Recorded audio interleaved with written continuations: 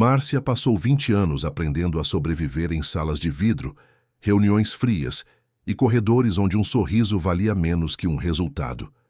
Em São Paulo, ela tinha salário alto, roupas impecáveis e uma agenda lotada. Também tinha medo, insônia e um cansaço que nem o melhor apartamento da cidade conseguia curar. Quando foi assaltada pela segunda vez, em menos de 6 meses, e quase teve uma crise no meio de uma reunião, entendeu que ou mudava de vida, ou a vida acabava com ela. Foi assim que, aos 40 anos, gastou as economias de uma década para comprar uma fazendinha no interior do Piauí. Achou que estava comprando paz, comprou cerca quebrada, telhado podre, empregado folgado, cavalo arisco e um capataz bonito demais para ser confiável. Ela chegou com tudo organizado. 2 volumes de mala, uma pasta com documentos em plástico transparente, um plano de ação dividido em 15 etapas e um coração que havia muito deixado de sentir qualquer coisa que não fosse cansaço. Márcia tinha 40 anos, uma carreira que daria inveja a muita gente e uma solidão que não cabia nos currículos. Ela usava salto dentro do escritório às 7 da manhã, respondia e-mails às 11 da noite e havia aprendido, ainda jovem, que mostrar fragilidade era o mesmo que oferecer a própria garganta. Então, ela nunca mostrava, nunca deixava. Por 18 anos, ela foi a executiva que ninguém ousava questionar. A que chegava primeiro e saía por último. A que cortou departamentos inteiros com um relatório de 3 páginas e não perdeu o sono. Pelo menos era o que ela dizia para si mesma. O que ninguém sabia era que havia uma noite, uma só, em que Márcia parou o carro no acostamento da Marginal Pinheiros e ficou sentada em silêncio por 40 minutos. Não saiu do carro. Não ligou para ninguém. Só ficou olhando o rio sujo passar e pensou: se eu desaparecer amanhã, quantas pessoas vão sentir falta de mim? Ela tinha tudo. Menos alguém que sentiria falta se ela desaparecesse. 2 meses depois, ela descobriu a traição. Não foi de um homem. Foi de Rodrigo Sampaio, seu diretor. Aquele que ela havia defendido em 3 reuniões de conselho. Aquele que sempre dizia que ela era indispensável.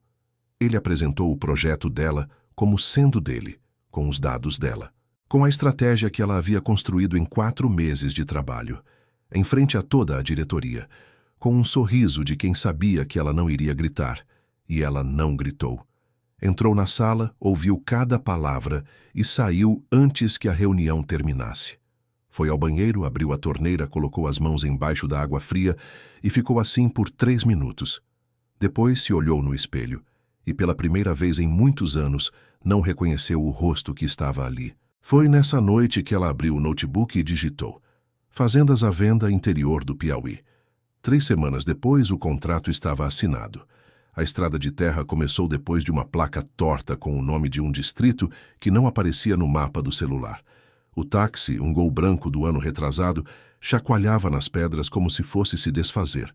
O motorista não falava. Márcia também não. Ela olhava pela janela e via um mundo que parecia ter parado no tempo. Um homem com chapéu de palha encostado numa cerca, 2 meninos empurrando uma bicicleta sem pneu, uma mulher lavando roupa numa bacia na calçada. Ela apertou o cinto. Tudo isso vai funcionar, ela pensou. É só questão de organização. Quando o carro parou na frente da propriedade, Márcia ficou um longo segundo sem sair. A fazenda Boa Ventura não era o que as fotos mostravam. As fotos mostravam uma casa branca com varanda. O que havia ali era uma casa que já foi branca, com uma varanda que inclinava levemente para o lado esquerdo, como se estivesse em dúvida sobre o próprio futuro.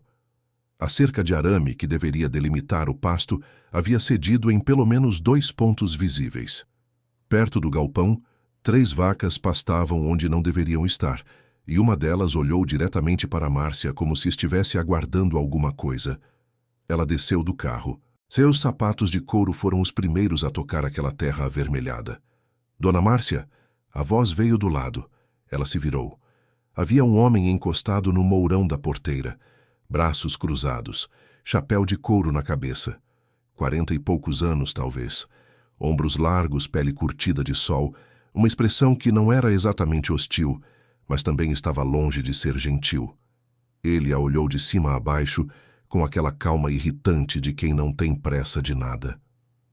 Sou o Valeriano, capataz. Ela estendeu a mão. Márcia Fonseca, a nova proprietária. Ele olhou para a mão, depois para o rosto dela e apertou com firmeza. Sei. Ele tirou o chapéu, passou o braço na testa. A propriedade tem uns problemas que o intermediário não mencionou direito. Eu li o laudo. O laudo foi feito pelo cunhado do antigo dono. Ele disse isso sem entonação, apenas como fato. Tem dívida com o veterinário, cerca caída em 3 pontos, não em 2. E a produção de milho parou porque o motor da bomba d'água queimou em março. Márcia sentiu o queixo endurecer. Por que não foi consertado? Ele franziu o olho, não exatamente de raiva, mas como quem mede uma pessoa antes de responder. Porque o dono antigo disse que ia vender e não queria gastar mais. Ela olhou para o galpão, para as vacas no lugar errado, para o motor que ficava encostado na parede, coberto de lona, como se fosse um problema que alguém havia desistido de resolver. Tudo bem, ela disse, e sua voz saiu firme, porque sempre saía firme. Preciso de uma reunião com todos os funcionários hoje à tarde. 3 horas. E quero um levantamento de todas as pendências até amanhã cedo. Valeriano colocou o chapéu de volta. Todos os funcionários são eu, a Filomena que cuida da casa e o Dinho que ajuda com o gado. Ele disse isso com uma leveza que claramente não era ingenuidade. Reunião de 3 pessoas a gente faz em pé. Ela o olhou. Ele não desviou. A casa por dentro tinha cheiro de madeira velha e algo que Márcia não soube nomear imediatamente. Um cheiro que ela havia esquecido. De janela aberta, de terra depois da chuva, de coisa que existe há muito tempo sem precisar provar nada. Ela foi pelo corredor, passou pela sala, chegou à cozinha. Filomena era uma mulher de uns 60 anos, com cabelos brancos presos num coque baixo e um avental xadrez que devia ter algum significado afetivo, porque estava visivelmente velho demais para ser apenas funcional. Ela mexia uma panela grande com a paciência de quem faz aquilo desde sempre. A senhora chegou bem, graças a Deus, ela disse, sem se virar. Já botei o cuscuz para esquentar. Viagem longa deixa a gente oco. Márcia abriu a boca para dizer que não estava com fome, que havia comido no aeroporto, que não precisava de cuscuz. Mas o cheiro que subia da panela era tão diferente de tudo que ela havia comido nos últimos anos que ela ficou parada por um segundo, sem falar nada. Obrigada, ela disse, e se surpreendeu com a própria voz. Foi nesse momento que algo tocou o seu tornozelo. Ela olhou para baixo. Era um gato. Pequeno, amarelo, com uma orelha levemente torta, como se tivesse tomado um tombo ainda filhote e a orelha nunca tivesse decidido qual posição adotar. Ele a olhou com aquela seriedade absurda que só gatos e velhos professores conseguem ter. Esse bicho é de quem? Ela perguntou, dando um passo para o lado. Do Valeriano. Da filha dele, na verdade. Filomena se virou pela primeira vez. A Betinha. Ela chamou ele de Bituca porque, quando era pequeninho, cabia dentro de um sapato velho. O gato fica do lado de fora, disse Márcia. Filomena a olhou com aquela expressão tranquila de quem já viu muita gente chegar cheia de regras e pouca gente partir com todas elas intactas. Como a senhora quiser, ela disse. O gato não se moveu. A reunião dos 3 foi de fato em pé. Valeriano trouxe uma lista escrita à mão, com letra grande e prática, sem floreios. Márcia leu cada item 2 vezes. Motor da bomba. Cerca nos pontos nordeste, sudoeste e ao lado do açude. Dívida com o veterinário. Seu Otávio, R$ 380. Imposto territorial atrasado 2 trimestres. Sementes de milho para replantar, caso ela quisesse retomar aquela produção. Eu vou enxugar essa estrutura, ela disse, olhando para a lista. Tem gente demais para pouco resultado. Preciso entender qual é o custo real por cabeça de gado. Valeriano cruzou os braços. Tem 3 pessoas aqui. Não dá para enxugar mais que isso sem parar tudo. Eu sei contar, ela disse, que havia um fio de dureza na voz que ela não fez questão de esconder. O que eu preciso é de eficiência. Se esse setor não funciona, eu corto, sem exceção.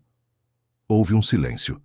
Dinho, O terceiro funcionário, um rapaz jovem com expressão de quem preferia estar em qualquer outro lugar, olhou discretamente para o chão.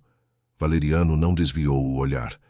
A senhora é livre para fazer o que quiser, ele disse. É a dona. Mas vou te dizer uma coisa. Essa terra não funciona na base de planilha. Aqui funciona na base de quem conhece o chão. Ela fechou o bloco de notas. Então me mostre como o chão funciona, ela disse. Amanhã cedo. Naquela primeira noite, Márcia ficou acordada ouvindo o silêncio. Isso era o mais estranho. Em São Paulo, o silêncio não existia. Havia sempre um carro, uma sirene, o som do vizinho de cima arrastando uma cadeira às 2 da manhã. O silêncio tinha sempre uma textura sonora por baixo. Ali, o silêncio era real, fundo, quase físico. Ela ficou olhando para o teto do quarto, que tinha uma mancha de umidade no canto direito, em formato vagamente parecido com o mapa do Nordeste, e pensou nas 15 etapas do plano. Pensou no motor da bomba. Pensou no dinheiro que havia usado para comprar aquela propriedade, que era praticamente tudo que havia guardado em 12 anos de salário alto e vida enxuta. Então ouviu. Era um choro, baixo no começo, depois mais alto. Um choro de criança. Aquele tipo que não vem de dor física, vem de um lugar mais fundo, onde a dor não tem nome certeiro. Ela levantou sem pensar muito. Saiu descalça pelo corredor. A porta do quartinho de hóspedes estava entreaberta. Ela empurrou levemente. Betinha tinha uns 8 anos, talvez 9, e estava encolhida na cama abraçando um travesseiro com tanta força que os nós dos dedos estavam brancos. Ela chorava com a testa encostada no tecido, num choro que parecia já estar no meio, quando Márcia chegou, como se tivesse começado em algum lugar antes do sono. Valeriano estava na porta, de bermuda e camiseta, com aquele desconforto específico de homem forte que não sabe o que fazer com emoções pequenas. Ele abaixou e falou baixo. Tentou colocar a mão no ombro da menina. Betinha não se acalmou. Márcia entrou. Ela não pensou. Não calculou. Sentou na beirada da cama, colocou a mão no cabelo de Betinha com um gesto que veio de algum lugar que ela mesma havia esquecido que existia e começou a fazer carinho devagar. O choro foi diminuindo. Não parou de uma vez. Foi afundando, como uma onda que vai perdendo força até virar espuma. Betinha respirou fundo uma vez, depois outra, e os dedos que seguravam o travesseiro foram abrindo devagar. Valeriano ficou parado na porta. Ele olhou para Márcia. Ela não virou. Continuou fazendo carinho no cabelo da menina, olhando a parede à frente, como se aquilo fosse a coisa mais natural do mundo, como se ela soubesse exatamente o que estava fazendo. Ele ficou ali mais um momento. Depois foi embora, sem fazer barulho. E Betinha dormiu.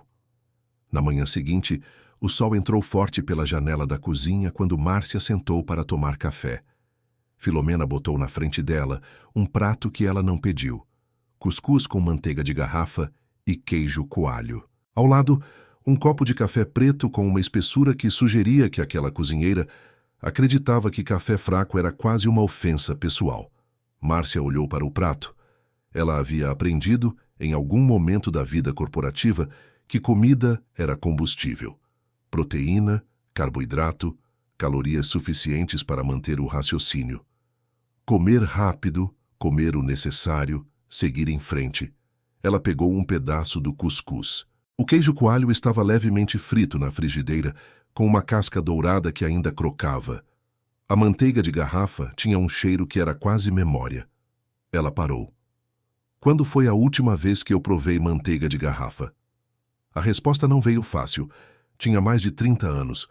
Tinha a avó Conceição, uma cozinha pequena em Teresina, e uma versão de si mesma que ainda não havia decidido ser fria. Está bom? Perguntou Filomena, que observava do fogão sem fazer nenhum esforço de parecer que não estava observando. Está, disse Márcia, e havia algo na voz que a própria Márcia não esperava. Filomena sorriu para a panela. Foi nesse momento que Betinha apareceu na porta da cozinha. Ela tinha cabelo comprido, olhos grandes e uma seriedade de adulto que não assentava bem naquele rosto de criança. Ficou parada, olhando para Márcia, como quem precisa avaliar uma situação antes de avançar. Bom dia, disse Márcia. Bom dia.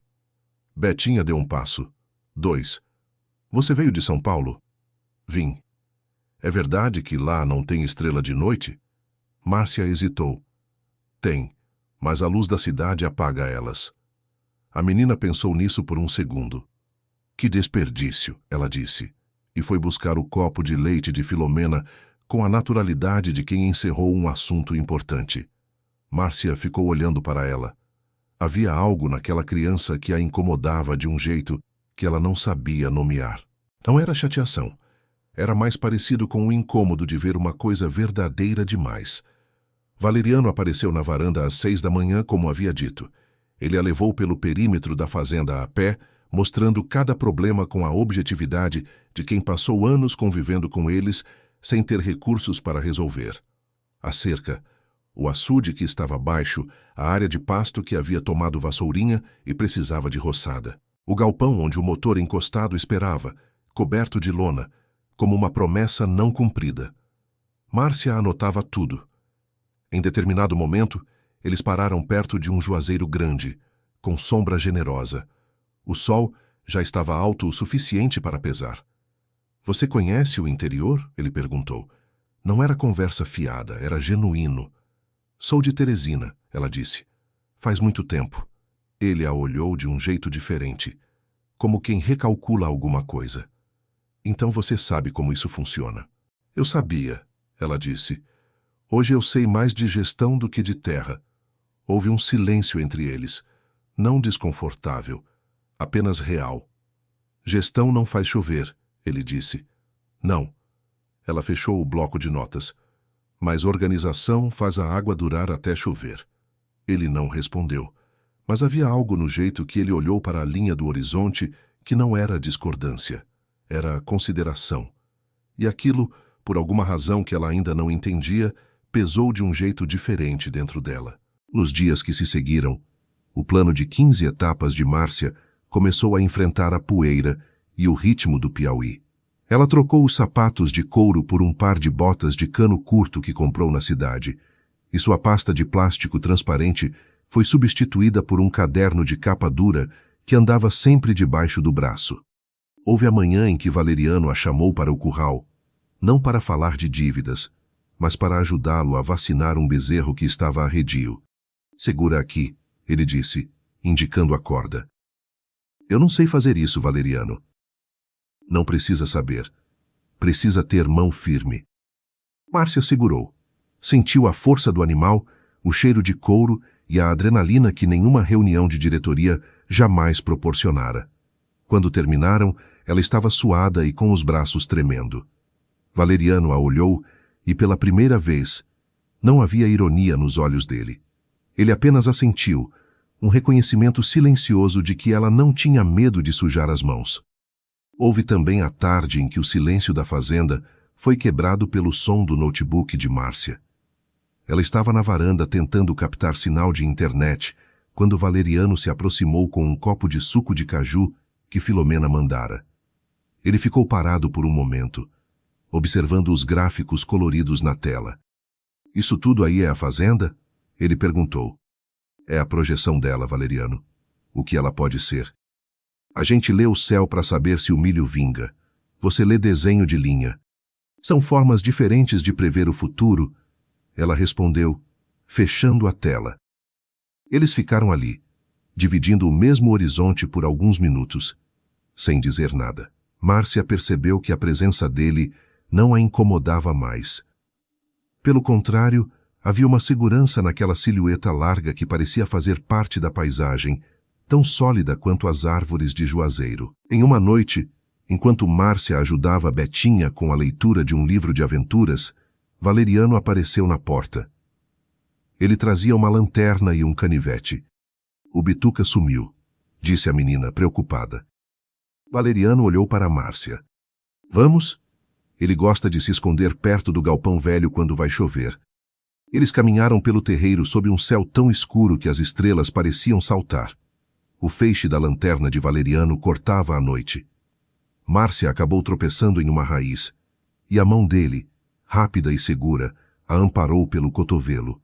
Foi um toque breve, mas o calor da palma dele atravessou o tecido da blusa dela.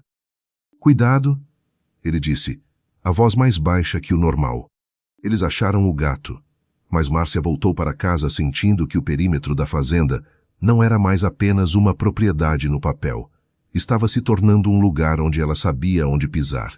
O desejo de dominar a fazenda levou Márcia ao curral em uma tarde de mormaço. Valeriano selava um cavalo marrom escuro, um animal de músculos tensos que parecia esculpido em aroeira. Márcia parou perto da porteira, observando-o. Eu quero aprender a montar, disse ela. Aprender a montar ou aprender a mandar? Valeriano perguntou, sem parar o que fazia. Eu preciso me locomover pela fazenda com eficiência, Valeriano. Não posso depender de carona. Cavalo não é planilha de Excel, Márcia. Se tentar dominar pela força, ele te cospe fora. Eu sei me cuidar. Ela insistiu, a teimosia corporativa assumindo o controle.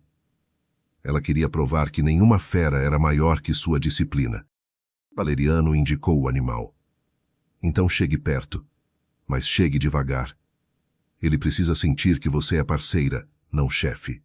Márcia ignorou o aviso. Aproximou-se imitando a autoridade das salas de reunião em São Paulo, queixo erguido e passos firmes. Mas o animal sentiu a tensão. O cavalo bufou, as narinas dilatadas, agitando a crina. Márcia segurou as rédeas com uma rigidez que o bicho não aceitou. No momento em que tentou firmar o pé no estribo, o cavalo deu um solavanco lateral seco, um movimento de quem recusa ser subjugado sem respeito. O desastre foi imediato. Márcia foi arremessada ao chão antes mesmo de se equilibrar. Ela caiu pesadamente no chão de terra batida.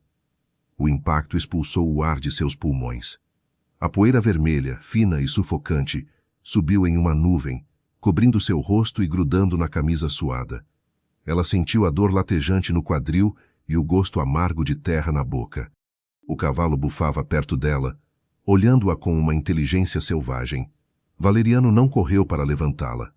Ficou observando, a silhueta escura contra o sol, de braços cruzados. A terra é dura, não é?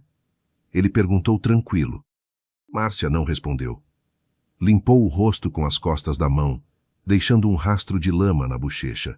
Olhou para o cavalo e depois para Valeriano. Havia uma chama de teimosia nos olhos dela que o tombo não apagou. Você tenta controlar o bicho como se fosse um relatório, ele continuou. Mas aqui, Márcia, você só comanda o que você escuta primeiro. Se não aprender a ouvir o chão, vai passar a vida caindo dele. Ela estendeu a mão para que ele a ajudasse. O contato foi firme. Ao sentir o calor da palma dele puxando-a, Márcia percebeu que a lição do cavalo era a da própria fazenda.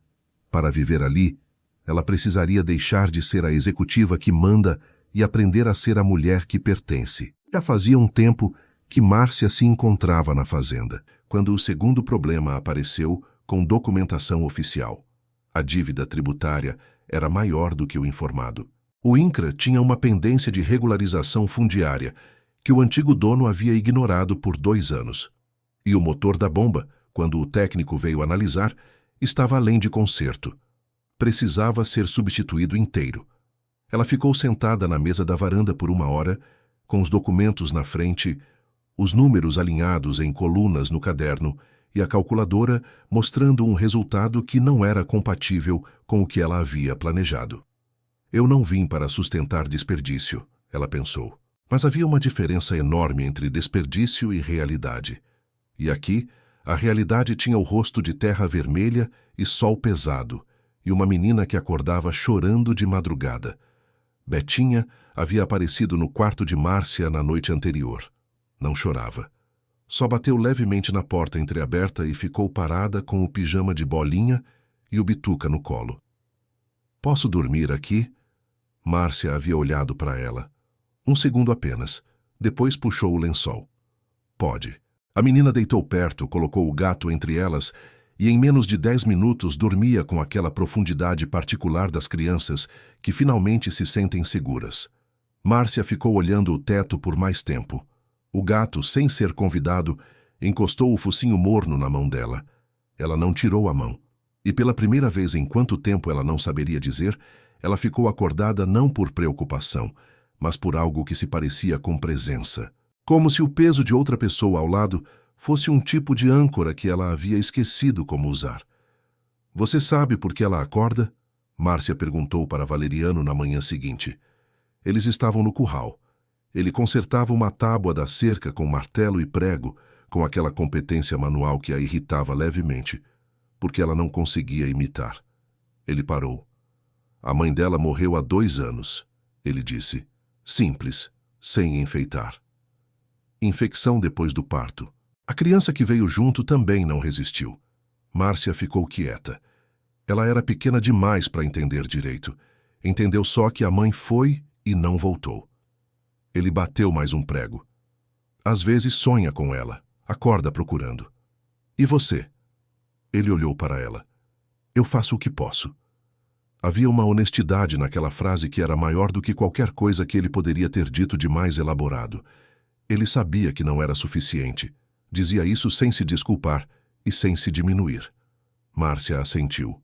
Ela parou de acordar chorando essa semana, ela disse. Ele não respondeu imediatamente. Pregou mais uma tábua. Depois parou, colocou o martelo no chão e ficou olhando para o poste como se estivesse pensando numa coisa que levava tempo. Eu sei, ele disse. Era só isso, mas na voz havia alguma coisa que Márcia não tentou analisar. A tarde caía na Boaventura com o mormaço habitual, aquele calor pesado que parecia grudar na pele junto com a poeira avermelhada. No galpão, o motor da bomba d'água continuava sendo um quebra-cabeça de ferro e graxa cobrindo o chão. Márcia, cansada de apenas olhar planilhas na varanda, decidiu que precisava fazer algo prático. Vestia uma camisa de linho claro, já manchada, e tentava, sem muito sucesso, ajudar Dinho a mover uma das peças pesadas do cabeçote do motor. Deixa que eu levo, dona Márcia. Isso aí é bruteza pura, disse Dinho, preocupado com a fragilidade aparente da patroa. Eu consigo, Dinho. Só me ajuda a equilibrar, ela insistiu, a teimosia corporativa assumindo o controle.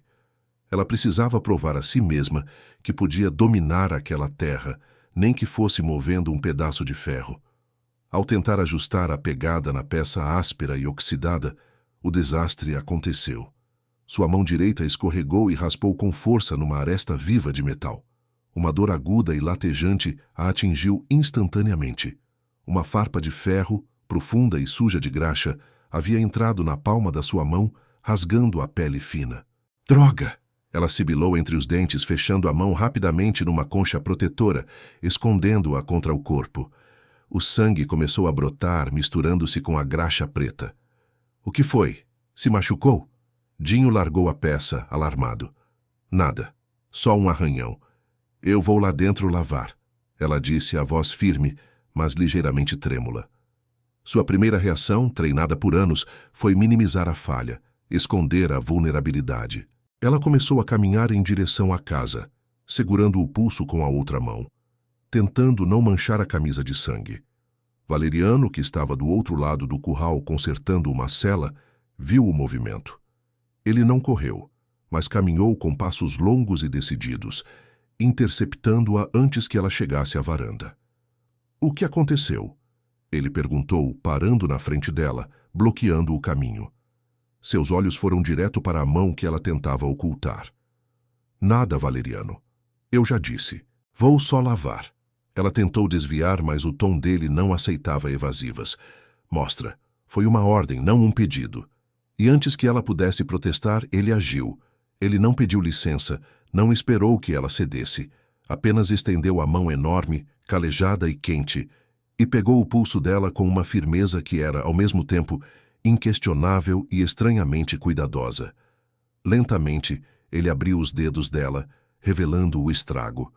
O contraste visual foi brutal e imediato. A mão de Márcia era fina, longa, com unhas bem cuidadas e pele macia, feita para digitar relatórios e segurar canetas caras. Agora, ela parecia minúscula e frágil dentro da mão dele. A mão de Valeriano era um mapa de trabalho bruto. A pele era escura e curtida pelo sol, coberta de cicatrizes antigas, marcas de corda e calos sobrepostos. Era uma mão que conhecia a dor, a força e a terra. E naquele momento, era a mão que detinha o controle. Valeriano olhou para o ferimento, franzindo o olho. A farpa de ferro estava profunda, e a graxa preta contaminava o corte. Isso aqui não é arranhão, não, ele disse baixo. Vem cá. Ele a guiou não para a casa, mas para o tanque de cimento perto do galpão, onde a água corria fresca. Ele abriu a torneira e colocou a mão dela debaixo do jato frio. Márcia estremeceu com o choque térmico e a dor, mas ele não soltou. Mantinha o pulso dela firme, enquanto usava os dedos da outra mão para massagear levemente a pele ao redor do corte, forçando a saída do sangue sujo e da graxa. O silêncio que caiu entre eles foi carregado, mais pesado que o mormaço da tarde. O único som era o da água batendo no cimento e o bater rítmico do martelo de Dinho, que havia voltado ao trabalho, deixando-os sozinhos. Márcia não conseguia desviar o olhar do rosto dele. Valeriano estava tão perto que ela podia sentir o calor que emanava do seu corpo, o cheiro de suor, couro e fumo de rolo. Seus olhos estavam fixos na mão dela, concentrados, sem pressa. Não havia julgamento ali, nem a impaciência corporativa que ela conhecia tão bem. Havia apenas uma paciência infinita, uma dedicação total àquela tarefa simples de cuidar. Ela sentiu algo estranho começar a derreter dentro do peito, atrás da armadura que construíra com tanto esforço. Por 18 anos em São Paulo, cada interação, cada gesto, cada cuidado tinha um preço, uma meta, uma intenção oculta. Ali, naquele momento, Valeriano estava limpando a mão dela simplesmente porque ela estava machucada. Ele não queria o cargo dela, não queria o projeto dela, não queria nada em troca. Pela primeira vez em décadas, Márcia sentiu que alguém estava cuidando dela, apenas dela. Após garantir que a maior parte da sujeira havia saído, ele fechou a torneira, secou a mão dela na sua própria camisa de brim amassada e tirou do bolso um canivete pequeno e afiado, que ele limpou rapidamente na roupa. Vai doer um pouco mais, ele alertou, olhando-a nos olhos pela primeira vez desde que pegara sua mão. Havia uma ternura rude naquele olhar que a desarmou completamente. Ela apenas assentiu. Com a ponta do canivete e a precisão de um cirurgião, ele extraiu a farpa de ferro. Márcia prendeu a respiração, cravando as unhas da mão esquerda no braço, mas não desviou o olhar do rosto dele. Quando a peça de metal saiu, ele pressionou o corte com o polegar para estancar o sangue. Lentamente, ele soltou o pulso dela. O contato físico cessou, mas a sensação do calor da mão dele permaneceu na pele dela como uma marca. Vai lá dentro e pede para Filomena passar um remédio e enfaixar, ele disse, a voz voltando ao tom normal, mas com uma suavidade que ela não ouvira antes. E não inventa de mexer no motor de novo hoje. Márcia olhou para a própria mão, agora limpa, mas marcada pelo corte. Depois olhou para Valeriano, que já se virava para voltar às celas, como se nada tivesse acontecido. Obrigada, Valeriano, ela disse, a voz saindo mais baixa do que pretendia. Ele não respondeu, apenas fez um aceno de cabeça, sem olhar para trás. Mas Márcia sabia que algo fundamental havia mudado entre eles naquele galpão poeirento. A executiva controladora havia, por um momento, permitido ser cuidada. E o capataz bruto havia mostrado que sua força também podia ser cura.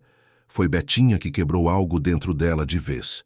Foi numa tarde de sol alto, quando Márcia estava na varanda com o laptop, tentando reorganizar as projeções financeiras em planilhas que teimavam em mostrar números que não se alinhavam com o que ela precisava que mostrassem. O vento morno movia as folhas do pé de manga perto da cerca, e havia uma qualidade naquele silêncio que ainda a incomodava, porque ela não havia aprendido a confiar nele. Betinha apareceu com o bituca no colo e sentou no degrau da varanda sem pedir licença. Ficou um momento em silêncio. Depois disse, "Você é rica." Márcia não levantou os olhos do laptop. "Depende do que você chama de rica. Você tem carro, tem roupas bonitas, tem pasta de couro?" "Sim." "Mas parece triste." Márcia parou de digitar. Ela olhou para Betinha. A menina a olhava de volta com aqueles olhos grandes, sem malícia, apenas com aquela curiosidade direta de quem ainda não aprendeu que certos assuntos não se tocam em voz alta. Márcia foi abrir a boca para dizer alguma coisa profissional, algo que redirecionasse o assunto. Não conseguiu. Às vezes, ela disse. Betinha assentiu, como se isso resolvesse alguma coisa. Meu pai também fica triste às vezes, mas ele não fala. Ela apertou o Bituca contra o peito. Você fala mais do que ele. Márcia fitou aquele rosto pequeno que havia dito em 2 frases, o que nenhum terapeuta pago havia conseguido dizer em sessões inteiras. Você é muito esperta, disse Márcia. É porque eu leio muito, disse Betinha com a seriedade de quem está dando uma informação técnica. A Filomena diz que ler abre o miolo. Márcia riu. Foi um riso real, curto, genuíno, o tipo que sai antes que a gente decida se vai deixar sair. Ela cobriu a boca com a mão, quase como reflexo, como se precisasse verificar que era ela mesma fazendo aquilo. Betinha sorriu de volta.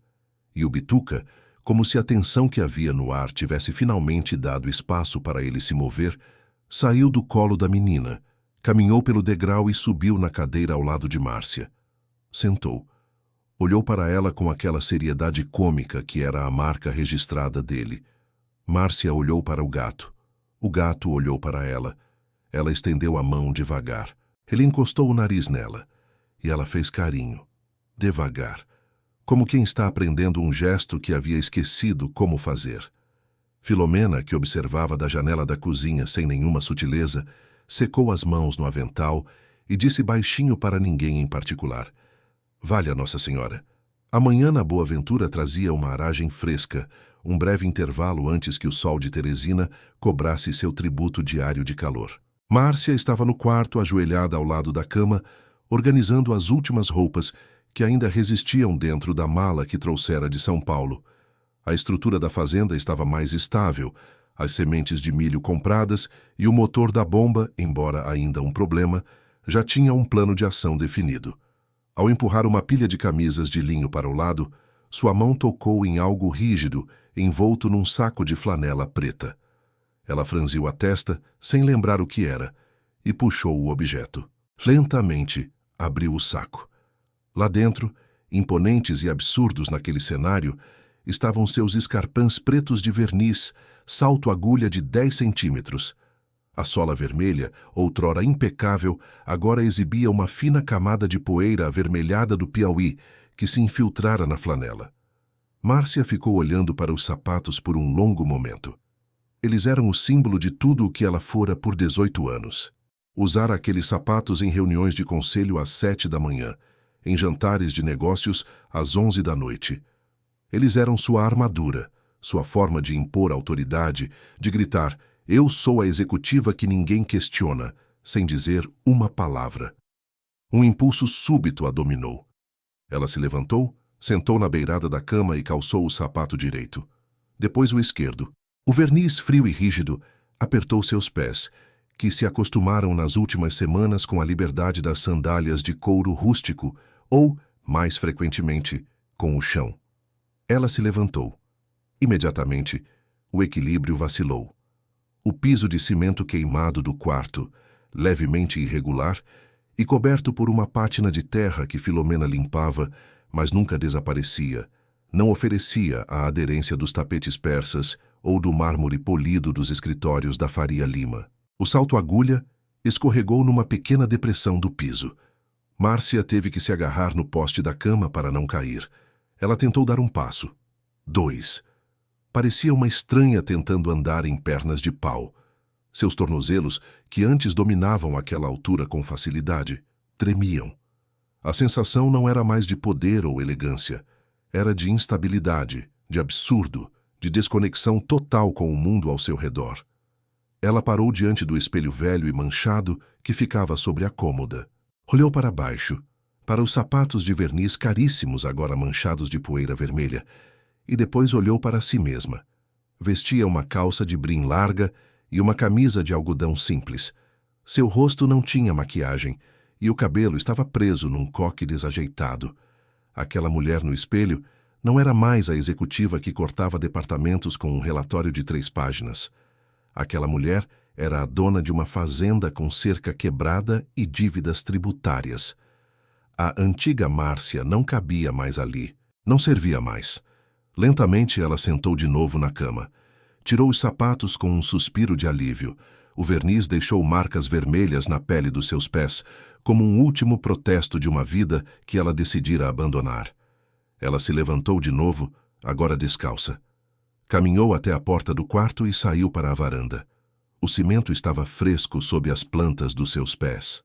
Ela desceu o degrau de madeira e pisou na terra vermelha e batida do terreiro.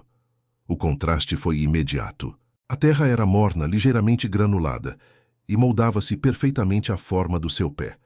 Ela sentiu a conexão bruta, a firmeza que o chão cedia a quem o respeitava descalço. Não havia instabilidade ali. Não havia medo de escorregar. Havia apenas a solidez da terra que Valeriano dissera que não funcionava na base de planilha. Ela parou ali, descalça na terra vermelha, olhando para o horizonte onde o sol começava a castigar o juazeiro grande. Sentiu-se mais firme, mais segura e mais poderosa do que jamais se sentira no topo de qualquer salto agulha de verniz. A Márcia Fonseca, que precisava de 10 centímetros de verniz para ser respeitada, havia ficado para trás, coberta pela poeira do Piauí. A Márcia Fonseca, que estava ali com os pés sujos de terra, estava ocupada demais aprendendo a viver para se preocupar em desfilar. Naquela semana, algo mudou na rotina de Márcia sem que ela tivesse autorizado. Ela começou a sentar para jantar, em vez de comer em pé na cozinha com o olho no celular. Começou a esperar o cuscuz com o queijo coalho de Filomena, em vez de comer qualquer coisa rápida. Começou a sair da mesa quando o café já estava frio, porque ela havia ficado conversando com Betinha sobre livros e constelações, e sobre se cavalos reconhecem as pessoas pelo cheiro. Filomena fez carne de sol numa noite, com baião de 2 e farofa de ovos, e Márcia ficou um segundo olhando para o prato antes de provar. O cheiro era de infância, mas não a infância difícil. Era a parte boa da infância, aquela que fica guardada debaixo de toda a blindagem. Ela provou. Fechou os olhos por um segundo. Isso é bom. Filomena disse nada. Só serviu mais. A virada veio de onde menos se espera. Valeriano havia pedido que Márcia fosse até o açude num fim de tarde para avaliarem a situação da água. Era uma conversa técnica, prática, exatamente o tipo de coisa que ela conseguia manejar com segurança. O sol estava baixando quando chegaram ali. A água do açude era cor de cobre no fim da tarde, quieta, com uma faixa de macrófitas no canto e 2 patos que não se incomodaram com a chegada deles. Valeriano começou a explicar sobre o nível da água, sobre o regime de chuvas naquela região, sobre o que precisaria ser feito para recuperar a capacidade do açude até o próximo período seco.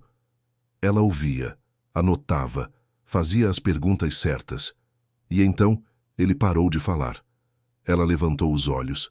Ele estava olhando para o horizonte, mas de um jeito diferente. Não era o olhar calculista de quem avalia um problema. Era o olhar de quem está vendo algo que ama. Você gosta daqui? Ela disse. Não era pergunta. Nasci a 8 quilômetros daqui, ele disse. Meu pai trabalhou nessa fazenda há 20 anos. Eu comecei a andar por aqui antes de saber o nome dos bichos. Ela ficou quieta. Quando o antigo dono começou a deixar cair, foi difícil de assistir. Ele não tirou os olhos do horizonte.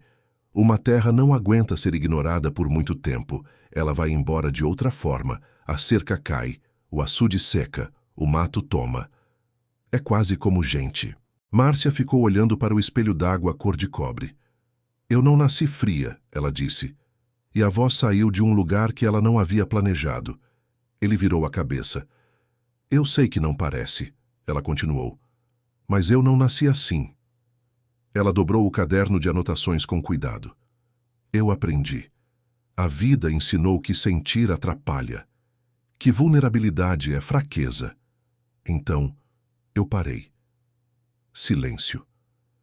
E foi a coisa mais cara que eu já comprei. Valeriano ficou um momento olhando para ela. Sentir só atrapalha quem não sabe o que fazer com o que sente, ele disse. A resposta saiu tão simples e tão direta que ela não soube o que fazer com ela. Ela estava acostumada com respostas que tentavam impressionar, que usavam o tamanho das palavras para cobrir a ausência de substância. Aquela frase não tentava nada. Ela apenas era. Márcia virou o rosto para o açude, e ficaram ali os dois em silêncio, enquanto o sol acabava de descer, e os patos se moviam devagar na água quieta, e havia uma qualidade naquele momento que ela não tinha nome para dar, mas que ela sabia, com aquela parte de si que ainda sentia as coisas, que ia guardar por muito tempo. Betinha já havia parado de chorar todas as noites. Valeriano passou pelo corredor e ouviu silêncio onde costumava ouvir o choro. Parou, empurrou a porta com cuidado. Betinha dormia fundo, abraçada ao travesseiro, mas diferente. Não era o abraço de quem prende alguma coisa, era o abraço de quem descansa.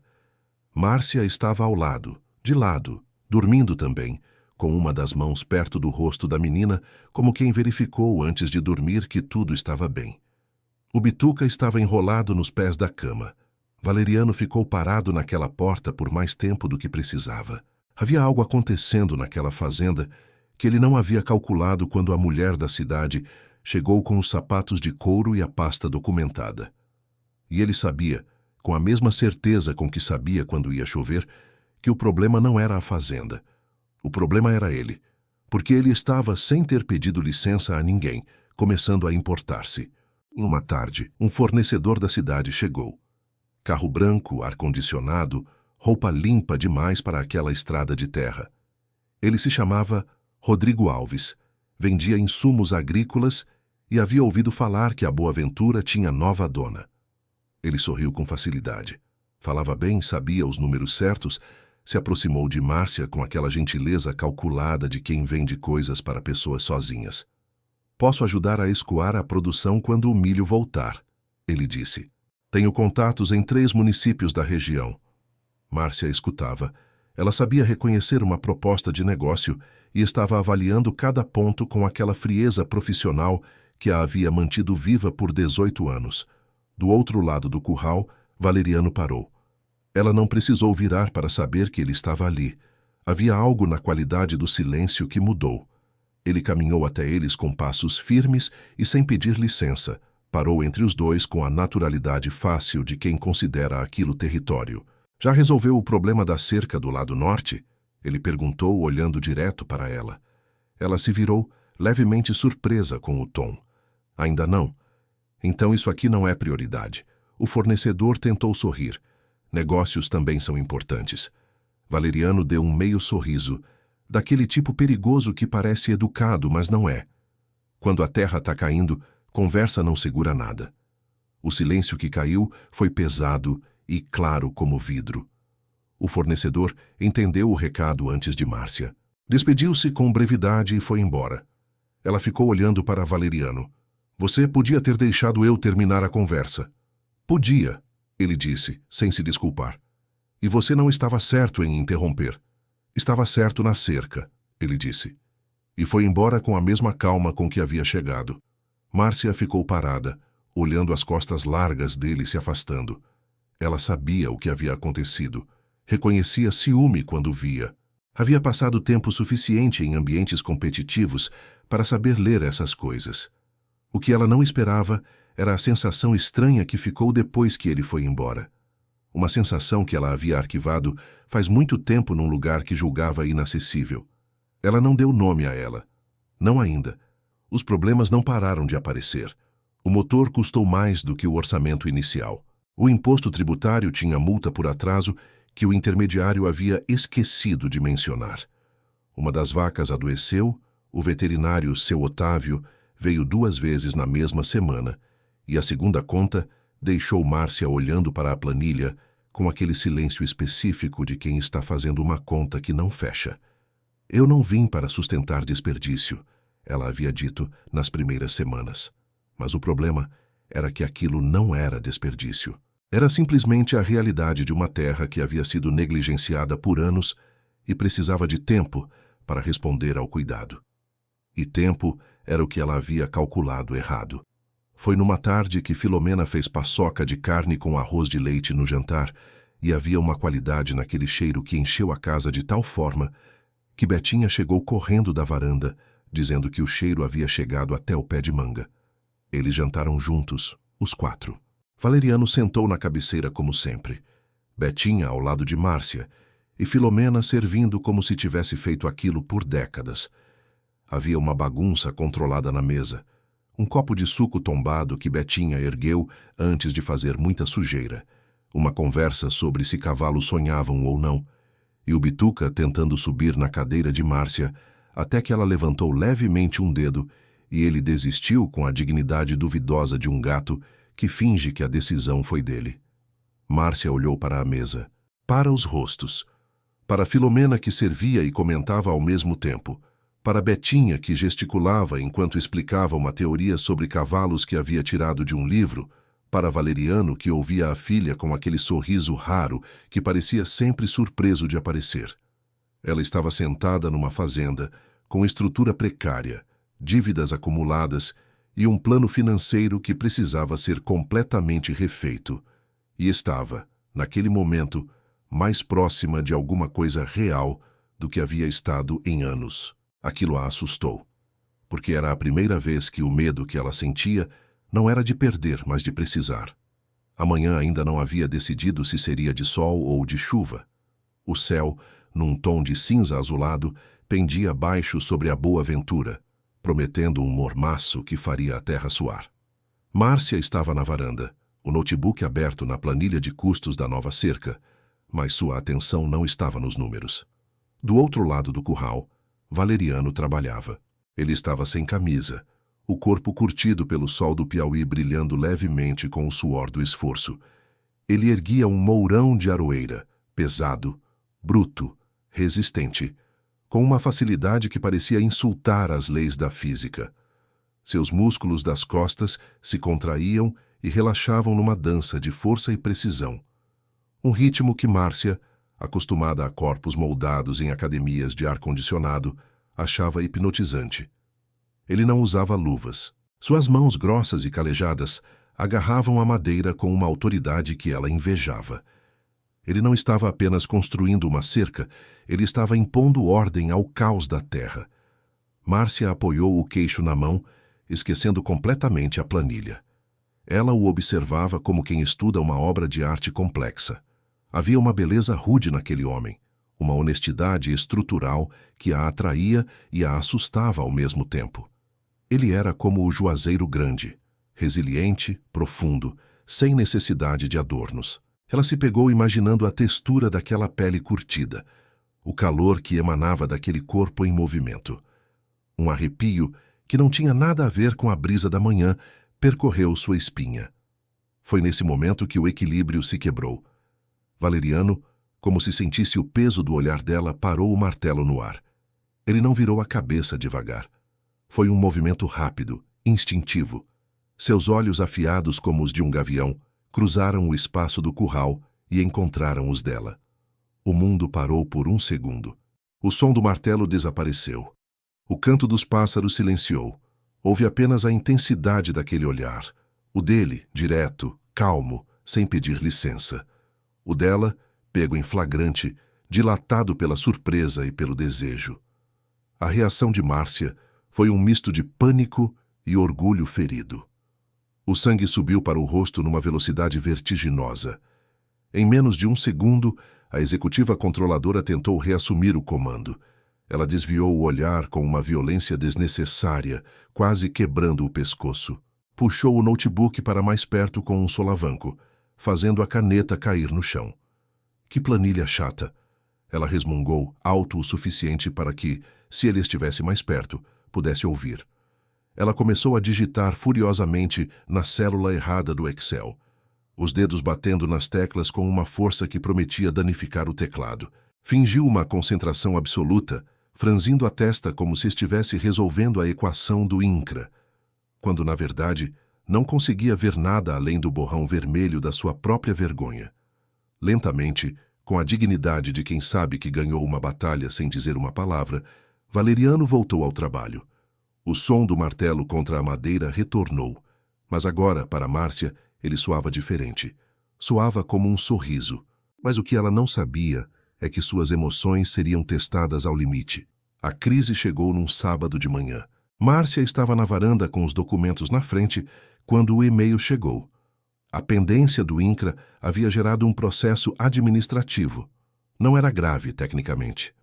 Mas resolução levaria meses e exigiria um advogado especializado em direito agrário, que tinha um custo que ela havia visto numa consulta rápida e que não estava no orçamento. Ela fechou o notebook. Ficou olhando para a fazenda, para a cerca que havia sido consertada, mas que ainda precisava de mais 2 trechos, para o galpão que ainda estava pela metade, para o açude que havia subido depois das chuvas da semana anterior, mas que ainda estava abaixo do nível seguro. Ela havia construído uma carreira inteira na base de uma premissa, que com organização, disciplina e trabalho suficientes, qualquer coisa poderia ser controlada. E ali, naquela terra vermelha, com o sol quente do Piauí descendo reto em cima de tudo, ela entendia que havia uma categoria de coisa que não se controla. A vida simplesmente acontece, e ou você estava presente para ela ou não estava. Ela foi para o quarto, abriu a mala. Valeriano soube antes de ela terminar de dobrar a primeira roupa. Filomena havia saído para a feira da cidade com Betinha e a fazenda estava mais quieta do que de costume. Ele passou pela janela do quarto por acaso e viu o movimento. Parou. Entrou sem bater. "O que você está fazendo?" A voz saiu direta, sem preparação. Márcia não virou. Continuou dobrando. Indo embora. Por quê? Porque não funciona. Ela colocou a blusa na mala. Eu errei o cálculo. Subestimei o problema e superestimei a minha capacidade de resolver. Isso acontece. É hora de reconhecer. Ele deu um passo. Você vai desistir da fazenda. Não é desistir. É reconhecer um erro e corrigi-lo antes que fique maior. É desistir, ele disse. E havia uma firmeza na voz que não era agressividade. Era algo mais sério. Ela parou. Virou devagar. Os olhos dela estavam secos. Ela havia prometido a si mesma, anos antes, que ninguém mais ia vê-la chorar. Essa era uma das regras que ainda estava intacta. Isso aqui não funciona. Ela apontou para a mala e para a fazenda ao mesmo tempo, num gesto que englobava tudo. Eu não me encaixo aqui. Você não nasceu para isso, ele disse, repetindo as palavras dela de semanas atrás. Exato. Você nasceu para lutar. Eu já lutei demais. E agora vai fugir? Aquilo bateu diferente do que ela esperava. Ela fechou a mala com mais força do que pretendia. Eu não estou fugindo. Eu estou escolhendo parar de perder. Ele se aproximou. Não com pressa, com aquela calma que ela havia passado semanas tentando entender se era arrogância ou segurança. Havia descoberto, ao longo do tempo, que era simplesmente presença. Ele estava presente do jeito que poucas pessoas conseguiam ser. Então olha para mim, ele disse, e fala que você não mudou. Ela o olhou. Fala que você é a mesma mulher que chegou aqui. Silêncio. Ela abriu a boca e fechou. Porque não era. Ela sabia disso. Sabia pelo jeito que acordava de manhã sem precisar do alarme. Pela primeira vez em anos. Sabia pelo jeito que havia começado a notar a cor do céu antes do sol nascer. Um azul que não existia em São Paulo, ou que existia, mas ela nunca havia olhado. Sabia pelo jeito que Betinha aparecia na porta do seu quarto e ela puxava o lençol sem pensar. Pelo jeito que aquele gato de orelha torta havia se tornado um peso familiar no canto da cama. A mulher que chegou aqui não segurava a criança chorando de madrugada, ele disse. A voz havia ficado mais baixa, mais pessoal. Não fazia carinho em gato. Não sentava para comer. Não ficava. E não mexia comigo desse jeito. O silêncio que veio depois era diferente de todos os outros silêncios que haviam existido entre eles. Era o tipo de silêncio que tem peso próprio. Eu nunca vi ninguém lutar tanto para não ser feliz. Márcia, ele disse, a voz num tom que ela nunca tinha ouvido, uma mistura de cansaço e ternura. Quero que fique. Ela parou de respirar por um segundo. Ele não disse de novo. Não precisava. Não era o tipo de coisa que precisa de repetição quando dita com aquela voz. E não é pela fazenda. Ele olhou direto para ela, com aquela honestidade direta que havia aprendido de uma vida inteira de chão e sol e coisas que não mentem. É por você, pela mulher que você está virando, pela que você sempre foi por baixo de tudo aquilo que a vida fez você construir por cima. Ela sentiu o queixo tremer. Era um tremor pequeno, quase invisível, mas ela o sentiu. Eu tenho medo, ela disse, e a voz saiu mais baixa do que pretendia, mais honesta do que havia planejado. Eu também. Simples, direto, sem nenhuma tentativa de parecer maior ou mais corajoso do que era. Mas ficar, ele disse, vale mais que fugir. Ela ficou olhando para a mala. Depois olhou para a janela, para a fazenda lá fora com o sol descendo, para a manga que Betinha havia dito que ficava com sabor diferente dependendo do lado do pé, para o açude que estava subindo de novo, para tudo aquilo que era pequeno demais para uma planilha e grande demais para ignorar. Ela viu Betinha. Pequena demais naquele portão grande, descalça, o vestido simples balançando com o vento, segurando o bituca contra o peito como se ele fosse a única coisa que ainda fazia sentido. A menina não gritava, não corria, só olhava. E naquele olhar havia algo que atravessou Márcia de um jeito brutal. Não era pedido, não era cobrança, era reconhecimento. Como se Betinha estivesse dizendo, sem dizer, eu sei quem você é quando ninguém está olhando. Márcia ficou pensando. Ela podia ir. Era só se desfazer dos problemas que a fazenda trouxe. Era só voltar a ser quem sempre foi. Mas então lembrou da primeira noite, do choro abafado, da pequena mão apertando o travesseiro, do momento em que ela, sem pensar, escolheu ficar. Lembrou do café quente na mesa, da voz de Filomena, do jeito que Valeriano olhava para o horizonte, como quem entende coisas que não se explicam, e percebeu com uma clareza que doía que fugir agora não era estratégia, era covardia. O tempo parecia suspenso entre duas versões dela mesma, uma que sobrevivia, outra que finalmente vivia. Ela olhou para Betinha, que ainda estava lá. Olhou para Valeriano, que a estava esperando com o olhar de ternura, como se sempre tivesse sabido que ela não desistiria tão fácil. Márcia soltou a mala devagar, como quem solta uma arma. O silêncio voltou, mas agora não era vazio. Era escolha. Não foi um gesto dramático. Foi um gesto simples, quase discreto, como largar algo que ficou pesado por tempo demais. Ele não se moveu. Ela deu um passo em direção a ele. E pela primeira vez em muitos anos, Márcia Fonseca não escolheu o controle. Ela escolheu sentir. O que veio depois não foi fácil, mas foi real. E real.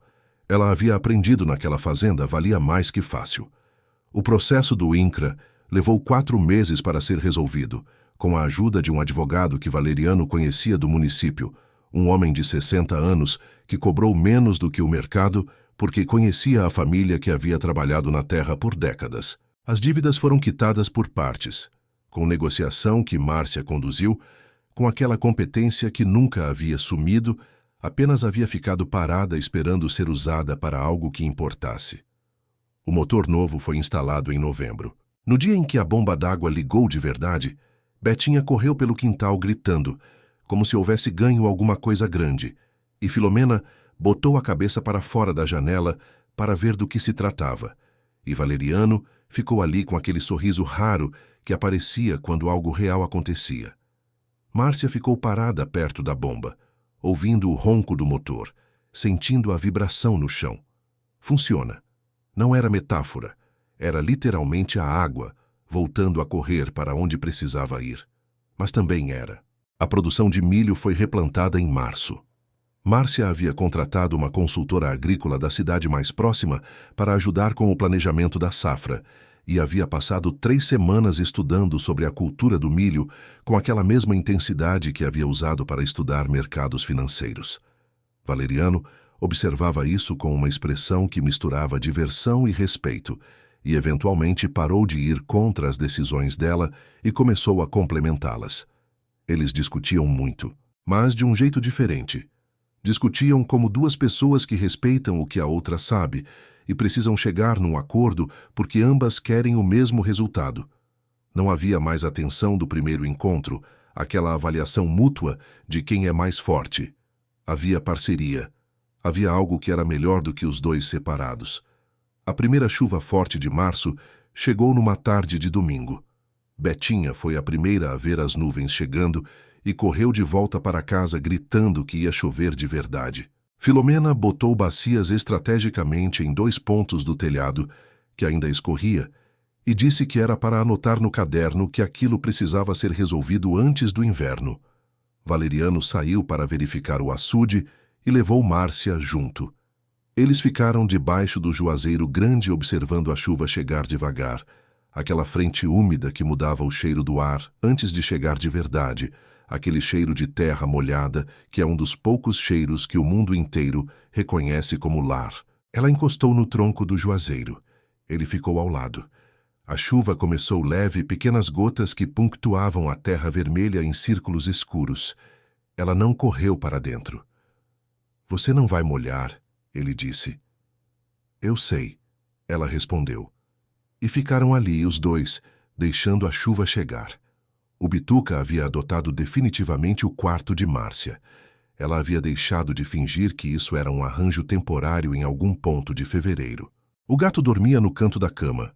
Acordava quando ela acordava, e havia desenvolvido o hábito de sentar na mesa quando ela trabalhava no laptop, como se estivesse supervisionando os relatórios.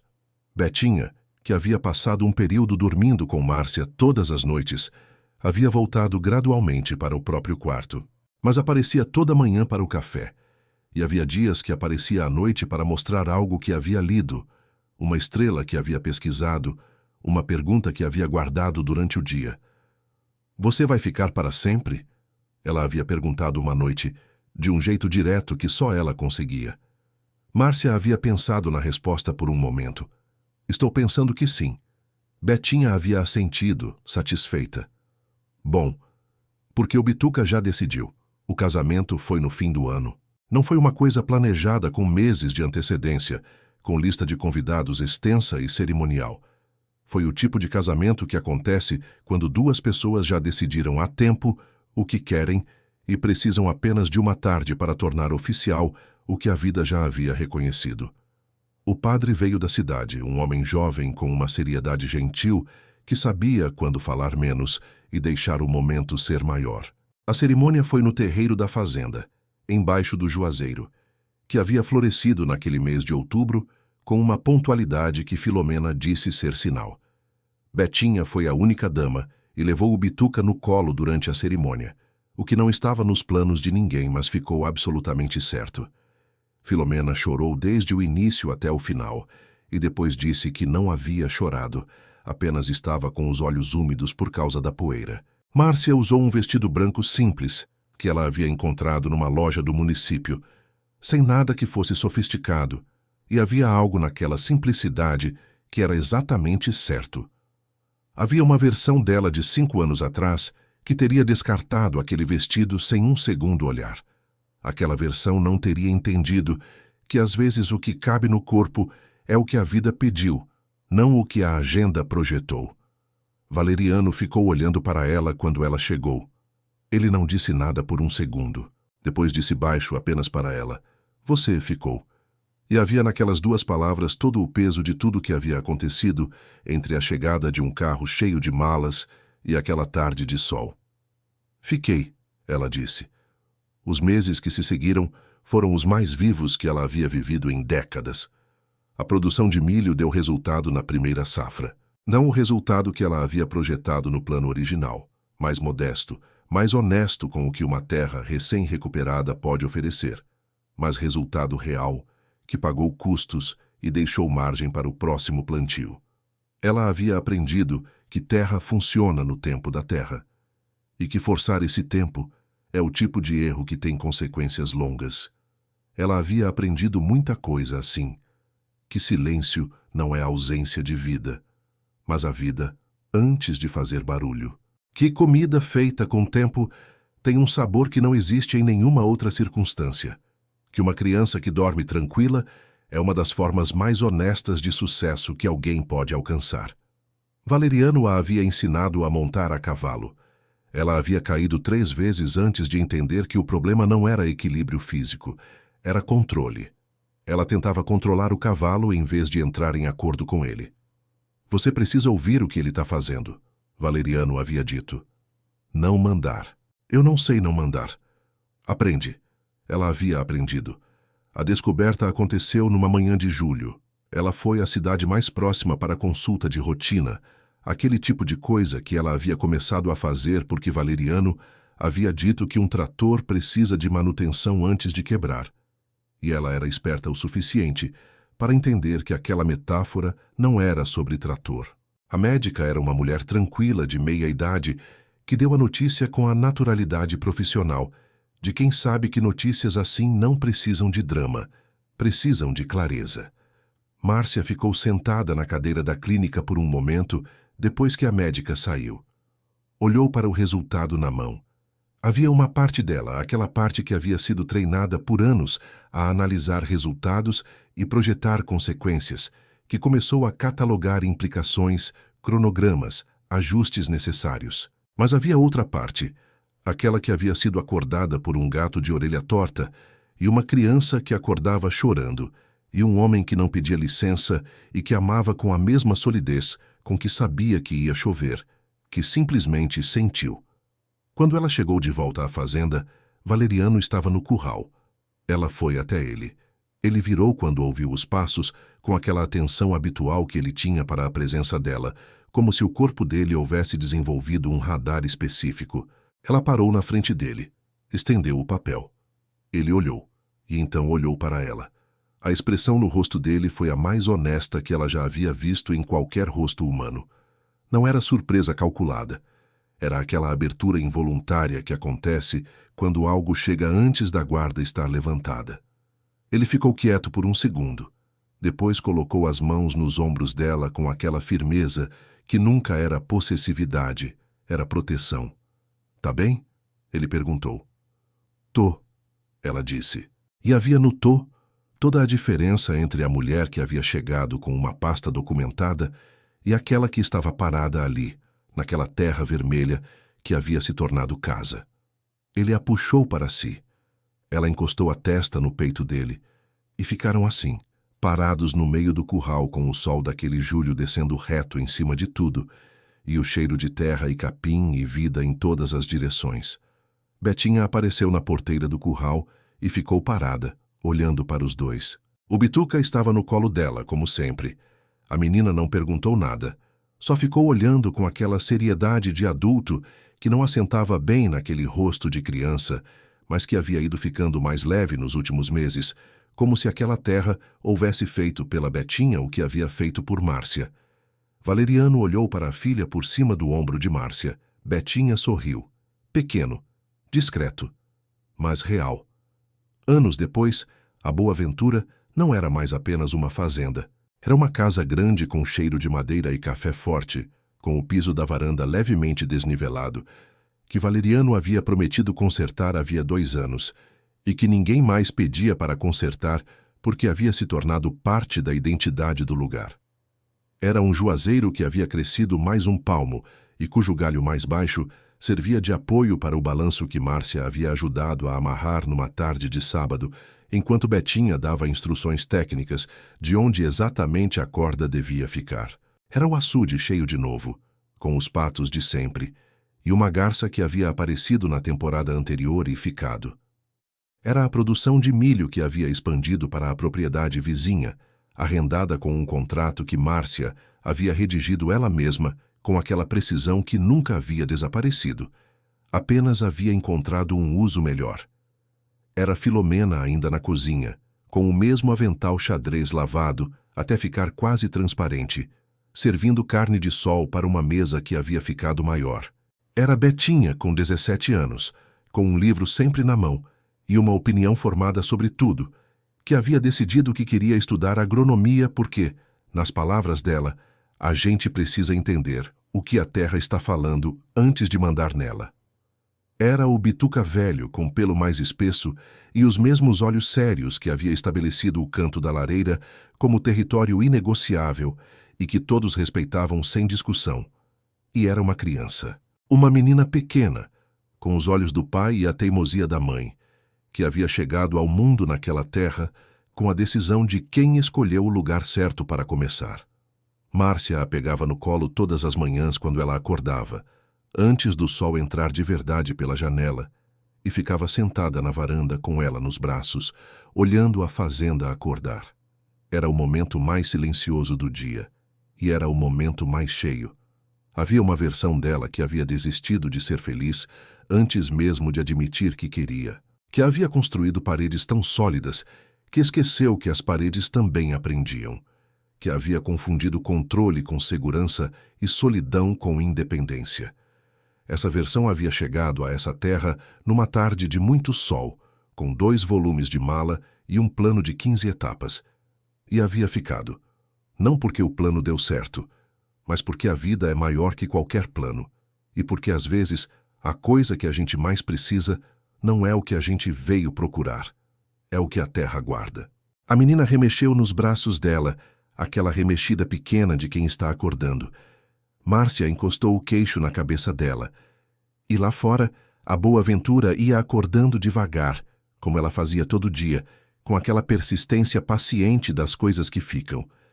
Porque algumas histórias não terminam, elas florescem.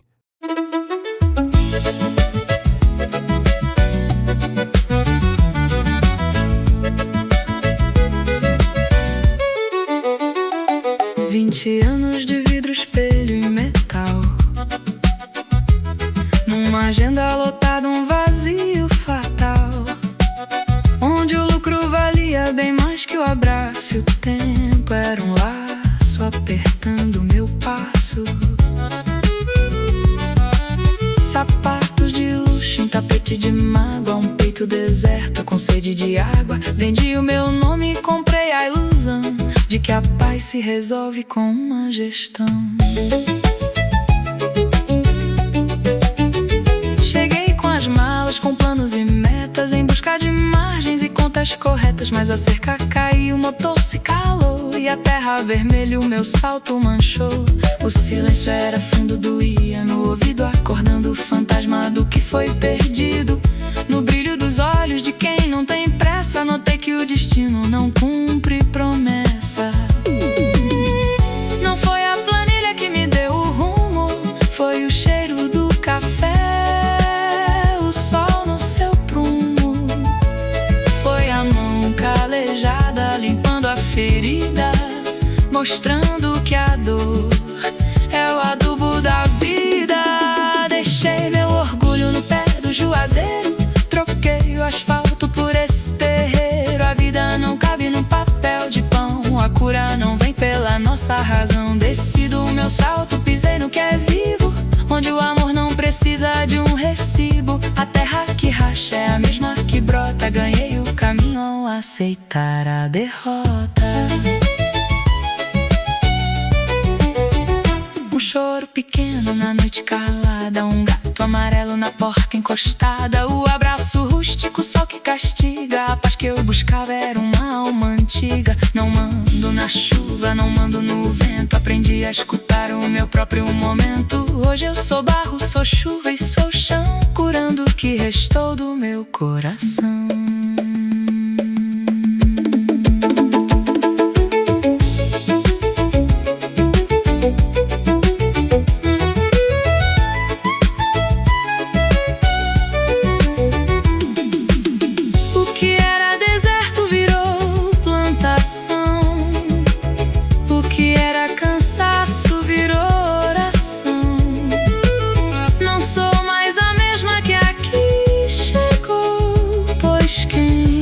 Sentia, enfim, despertou.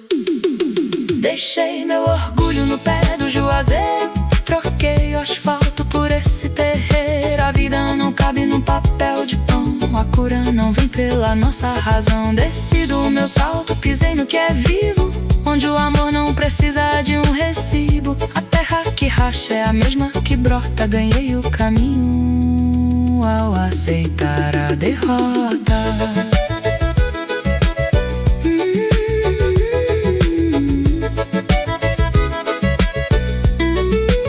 20 anos de vida.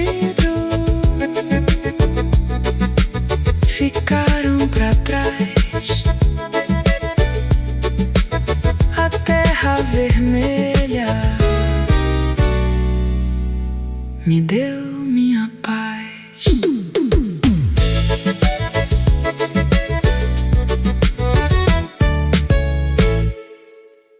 Se essa história tocou seu coração, inscreva-se no canal Romance ao Luar. Deixe seu curtir e conte aqui nos comentários o que você sentiu ao ouvir essa história. Sua participação ajuda o canal a continuar trazendo histórias que aquecem o coração. Deus te abençoe.